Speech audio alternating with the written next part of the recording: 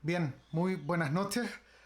Con expectación, ¿cierto? Nos vamos acercando a la Navidad y nos queremos seguir introduciendo a través de los textos bíblicos en la preparación del corazón para todo lo que significa, ¿cierto? La venida de Cristo en nuestra vida, no solamente en la historia de la humanidad, sino en nuestra propia vida. El próximo domingo nos toca el cuarto domingo del Adviento, vamos a encender la última vela de la corona de Adviento y nos va a tocar un texto que lo conocemos, que es el texto de la visitación, ya lo vamos a leer, pero una pequeña como introducción antes de leerlo. Lo primero tal vez decir, bueno, conocemos el texto, es un misterio del rosario, o sea, es de esos textos como frecuentes que están presentes en la vida nuestra, pero a veces le damos importancia como al acontecimiento histórico de la visitación. Decimos, no sé, la prontitud que tuvo María para ir a llevar a su prima Isabel o a su parienta Isabel, no sabemos bien si es que era prima o no, se habla de pariente Isabel, pero en verdad hay hartas interrogantes que surgen cuando nos paramos como en la mirada histórica de este texto. Por ejemplo, ¿cómo le dieron permiso para ir? Tenía 14 años, tuvo que recorrer seguramente un par de días caminando, tenía 14 años y estaba embarazada, más encima cómo la dejar irse sola. Algunos dicen que se fue con San José y en algunos cuadros, antiguas pinturas, vemos que aparece San José al lado de ella. La Biblia no lo menciona. Después, ¿por qué está con Isabel 3 meses y justo cuando viene el momento del parto se va de vuelta? Que era el momento más importante para poder acompañarla. Y por otra parte, ¿qué otra gente alrededor de Santa Isabel, sus amigas, sus vecinas, también la podrían haber ayudado? Tal vez más que una niña de 14 años. Son preguntas como a lo histórico que nos hacen no dudar del acontecimiento histórico, sino que darnos cuenta que la fuerza del texto no es el acontecimiento histórico. Para entenderlo bien, tenemos que entrar en el lenguaje bíblico, que Lucas además hace muchas referencias a ese lenguaje bíblico. Eh, Entender el sentido simbólico, más allá del histórico del texto, no en vez del histórico, sino más allá del sentido histórico del texto. Les voy a poner acá el texto para que lo podamos leer y podamos rezar con él. El capítulo primero de Lucas. Estábamos leyendo el capítulo tercero de Lucas cuando aparece Juan Bautista. Ese es el inicio de la vida pública de Jesús. Pero este último domingo, desde el 16 de diciembre, entramos en unos días que nos preparan directamente para el nacimiento del Señor. Por eso vamos a recorrer desde el 16 en adelante todos los textos del inicio de los dos primeros capítulos de Lucas, en el fondo, y algunos también paralelos en Mateo, qué sé yo, pero la infancia de Jesús y el nacimiento de Jesús. A eso apuntan estos días. El último domingo del Adviento del año C, en el que estamos, vamos a ir al capítulo primero de Lucas. María partió y fue sin demora a un pueblo de la montaña de Judá. Entró en casa de Zacarías y saludó a Isabel. Apenas ésta oyó el saludo de María, el niño saltó de alegría en su vientre. E Isabel, llena del Espíritu Santo, exclamó: Tú eres bendita entre todas las mujeres, y bendito es el fruto de tu vientre. ¿Quién soy yo para que la madre de mi Señor venga a visitarme? Apenas oí tu saludo, el niño saltó de alegría en mi vientre. Feliz de ti por haber creído que se cumplirá lo que te fue anunciado de parte del Señor. Un texto que pues además continúa con todo este cántico de María que lo conocemos, que es tan bonito, el Magnificat. Vamos un poco en orden con este texto a entender qué es lo que hay detrás, qué nos quiere presentar el evangelista. Puse aquí la figura del arca de la alianza que la están trasladando, seguramente el que va adelante con los brazos extendidos, el rey David. Va a ser un texto muy importante que lo vamos a poner, después lo vamos a leer en un momento más. Estamos ubicándonos en el segundo libro de Samuel. ¿Y por qué es tan importante? Aquí vamos a ver a qué se refiere. Cuando dice en aquellos días, comienza el evangelio de este domingo, en aquellos días, se refiere a lo que sucedió justo antes, la anunciación, el texto de la anunciación. El ángel le anuncia a María, ¿cierto? Y dice el texto de Lucas que el ángel le dice: el Espíritu Santo te cubrirá con su sombra. No se refiere a una sombra física, sino que claramente es una referencia a la nube que sabemos que en el Éxodo le daba sombra al arca de la alianza cuando atravesaban el desierto. Es la nube que va indicando el camino, pero es una nube que produce esta sombra sobre el pueblo de Israel, sobre el arca, y indica que Dios está acompañando a su pueblo mientras éste atraviesa el desierto. Fíjense por qué Lucas hace referencia a esto. Porque ahora el arca ya no es un arca de madera cubierta de oro que se guardaba en el templo y que de hecho se había perdido ya siglos atrás, en la época de Cristo ya no estaba el arca. sino que hay una nueva arca sobre la cual se posa esta sombra, que va a ser signo de la nueva presencia de Dios. Esa arca es María. Todo el texto de la visitación lo queremos entender en clave que María es el arca de la alianza. Es una, ¿cierto? Las letanías de María es uno de los nombres que se le asigna a ella. María, arca de la alianza. En María, apenas ella escucha la palabra de Dios, sabemos que germina en ella el Hijo de Dios. La palabra engendra al Hijo. Es muy bonito porque es por la palabra que Cristo entra en nosotros y en el mundo. Y ella siente inmediatamente la necesidad de ir al encuentro de Isabel. Ella, Isabel, también es parte de este proyecto de Dios. María seguramente no sabe a quién contarle, quién la va a entender, pero cuando el ángel le anuncia que Isabel también está embarazada, María entiende que ella también es parte de este proyecto de Dios, este plan de la salvación. Por eso corre a contarle a alguien que la puede comprender sobre esta experiencia extraordinaria que ella ha tenido.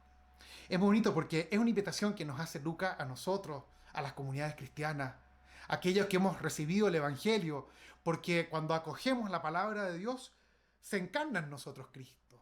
Y debemos salir a contar a otros, a dar testimonio de lo que significa esta fuerza de vida, qué es lo que significa ser hijos de Dios, qué significa esta transformación interior que hemos recibido en Cristo. En el fondo, sin esta experiencia profunda de acoger a Cristo en nuestra vida, sin esa experiencia primera, el anuncio pierde entusiasmo. Es esta experiencia de Dios la que nosotros estamos llamados a comunicar al mundo. No estamos llamados a comunicar una doctrina o a decirle al mundo lo que tiene que hacer, que es muchas veces lo que hacemos. No, eso es poco entusiasta. Lo que tenemos que comunicar es esta experiencia de que hemos acogido al Señor en nuestra vida. Y eso nos hace levantarnos y salir con entusiasmo a anunciarlo. Para comprender lo que viene ahora, vamos a entrar en el segundo libro de Samuel, capítulo 6, del versículo 9 al 15. El libro de Samuel habla de cuando se instaura la dinastía, estamos hablando del año 1000 antes de Cristo. Y una de las cosas que les pasó en la época de David es que el arca fue robada por los filisteos, fue llevada y David partió a recuperarla y la recuperó. Todavía no era el rey, pero entró cantando y bailando con el arca de vuelta a Jerusalén. Este es el pasaje bien simbólico. Yo puse en cursiva, no sé si alcanzan a ver, algunas partes que son claves para entender este texto de Lucas. Dice, y temiendo David a Yahvé, aquel día dijo, ¿cómo ha de venir a mí el arca de Yahvé? De modo que David no quiso traer para sí el arca de Yahvé a la ciudad de David, y la hizo llevar David a casa de Obed-Edom Geteo. Y estuvo el arca de Yahvé en casa de Obed-Edom Geteo 3 meses. Y bendijo Yahvé a Obed-Edom y a toda su casa. Fue dado aviso al rey David, ya era rey David, perdón, ahí está la aclaración. Fue dado aviso al rey David diciendo, Yahvé ha bendecido la casa de Obed-Edom y todo lo que tiene a causa del arca de Dios.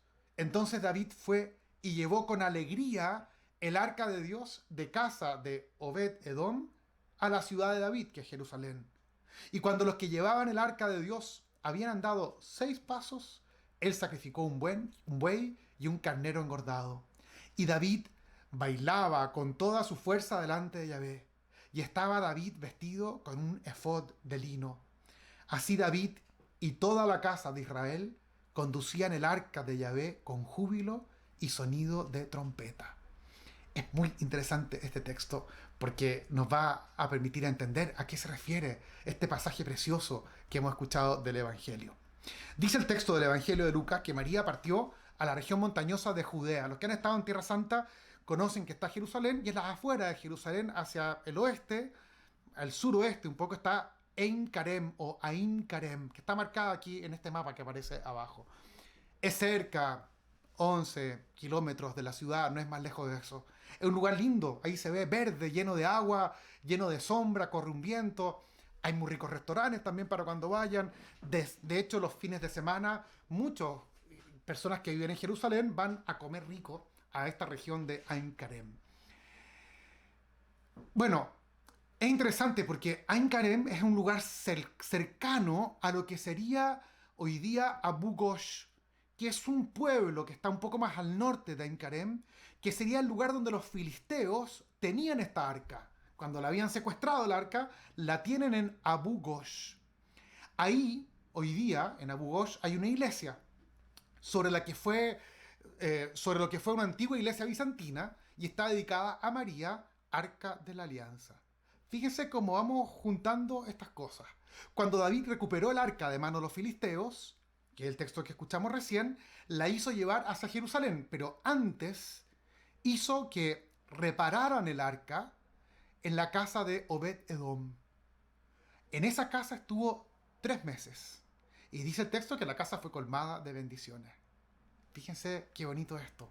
Con María, cuando María, que es la nueva arca de la alianza, entra a la casa de Zacarías, saluda a Isabel. Ya sabemos que María es el arca de la alianza y está simbolizada con este lenguaje bíblico de Lucas. Entonces, más que decirle buenos días, seguramente el saludo que le dio María fue el shalom, la paz.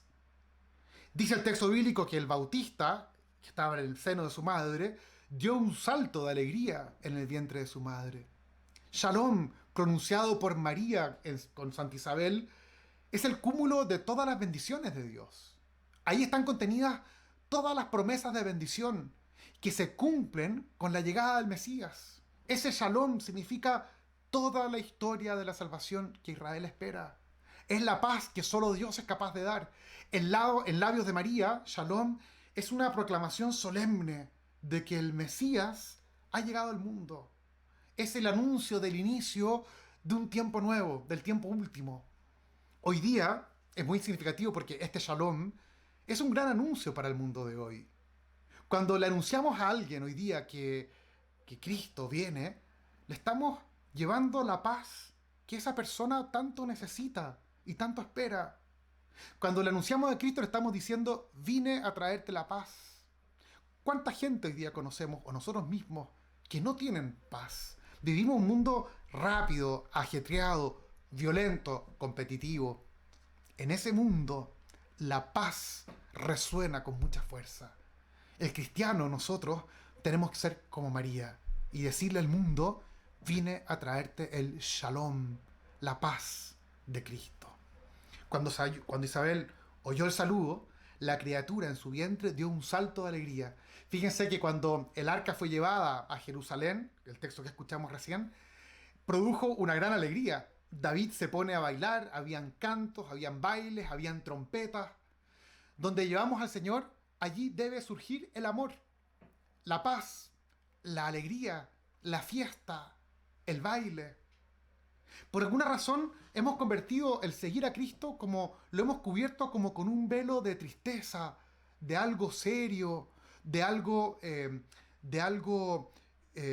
triste, de algo como que empatamos. ¿Cuántas veces decimos que estoy alegre, me ha ido bien, pero ahora me tiene que ir mal porque la vida consiste como en un gran empate? Todo eso no es cristiano. Lo decimos y no es cristiano. El cristiano es alegre. Es incongruente anunciar el Evangelio cubierto de un velo de tristeza. Ese no es el Evangelio de Jesucristo. La alegría es característica del tiempo mesiánico.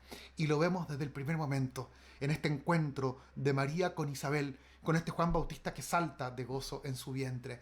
Y lo vemos en esta referencia, ¿cierto?, a este baile, mientras trasladaban el arca de la alianza hacia Jerusalén.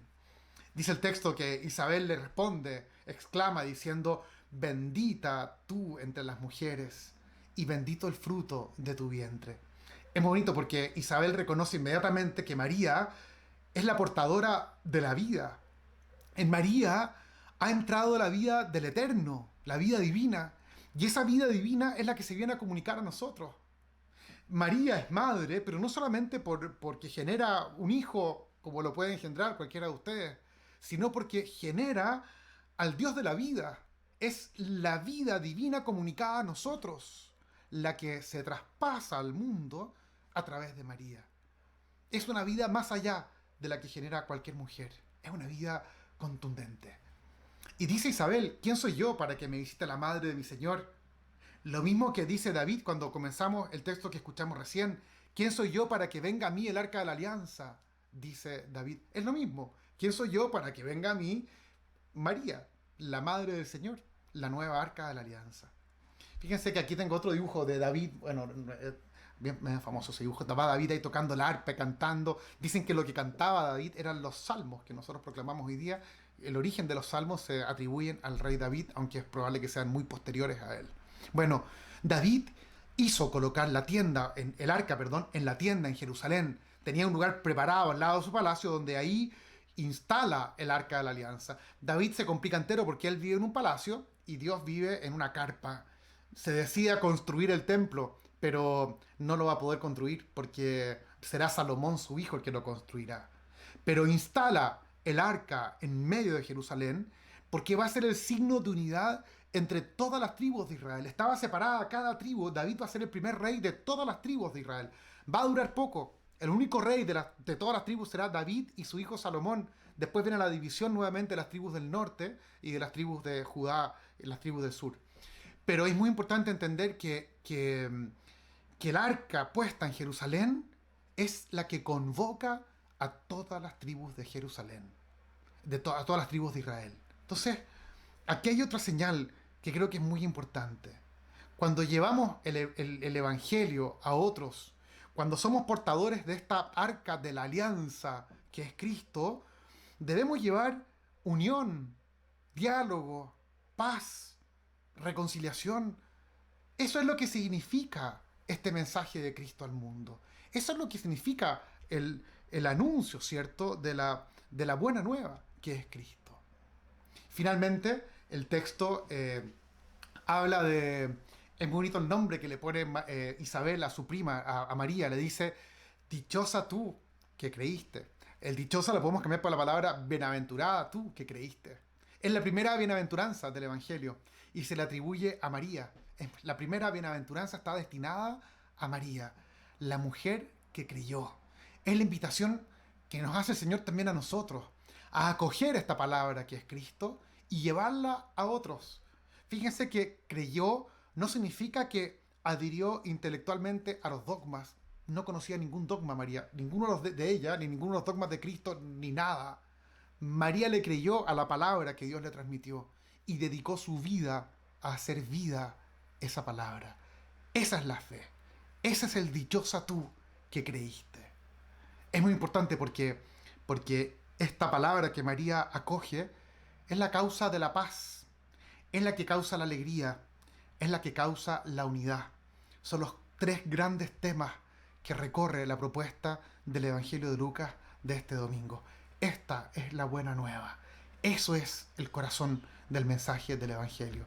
Y lo vemos desde el inicio, desde esta visita de María a su prima santa Isabel.